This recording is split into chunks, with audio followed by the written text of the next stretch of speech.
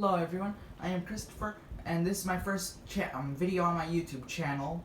For today I'm going to be showing you all about the short swords and clubs. One thing I notice a lot of people don't notice about swords and clubs is how clubs have like more of I don't really know what to call it, but like if you look at the design on it, you could see the way it attacks versus the sword. The sword goes more in the sideways directions. But anyways, right now in my hand I have the Master Sword. It shoots beams out instead of actually throwing the weapon. It can be upgraded, and this is the fully upgraded version of it. The regular swords, you can just kind of throw them. As you can see, I no longer have it in my hand. So now I've shown you that. The clubs also work like that as well, where you can just throw them. But they also have like a bit of a slightly different combo. But they're still technically counted as one-handed swords. There are also there's also boomerangs in this game that you can throw and re-catch. It's good for fighting enemies, and I see a lot of people using the lizard tri-boomerangs these days. There's also elemental weapons like the flame blade, which when used, it causes the elemental powers to work. But as you can see, the sword is recharging itself every time when you use it. So you can really only perform one combo pretty much before then it recharges. I mainly like to use the flame blade for one specific thing, and that is to simply put my wood down and set it on fire when I need to sit down for the night. Done. My fire is already ready. Let's see what...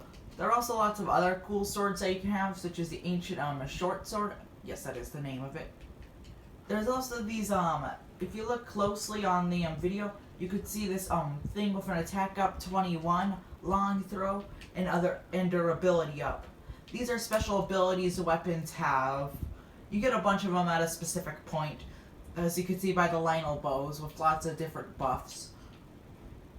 The Lizzle Boomerang has an attack up, so it does 54 damage. The Dragon Bone Buckle Club has durability up, so which means it's going to take a bit longer before it actually breaks. And there's also lots of other ways for that. But anyways, I think that's going to wrap up my first video. Please like and subscribe if you enjoyed, and I hope you all get to make it to Ganon. This is a bonus clip at the end of the video. I just want to show you all what the other elemental weapons will look like. We have the electric sword I was telling you all about. It's just made to look like electricity. Next we'll be heading to the ice weapons. Okay, let's take this one has a great sword, but that's not what I'm looking at. I'm looking at the short sword, so I'm just gonna quickly run over here.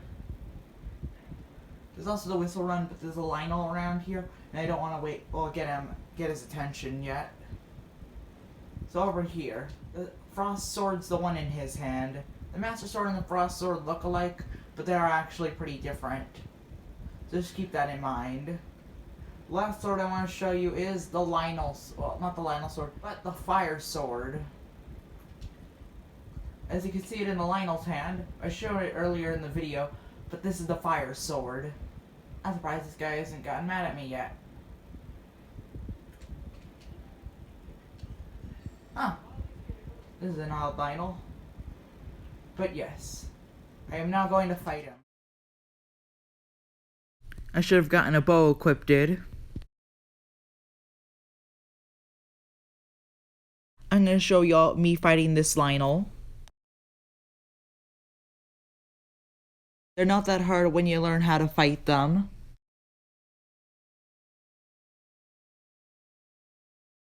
I always like to have a shield when fighting these guys, because a shield can mean life or death for the player.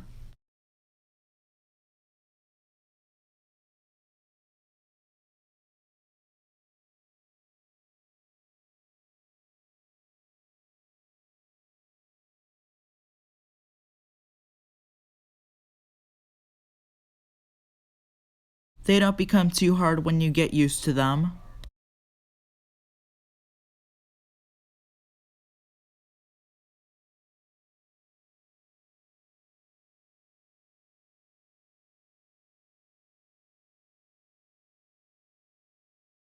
There's always a lot of Flurry Rush tutorials out there.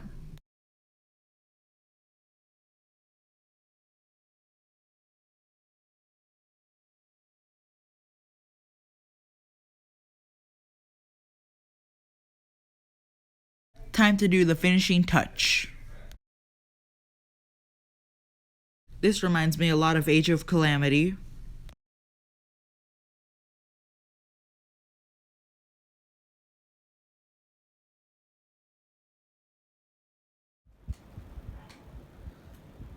And I think that's about to finish my video. Please like and subscribe if you enjoyed. Goodbye.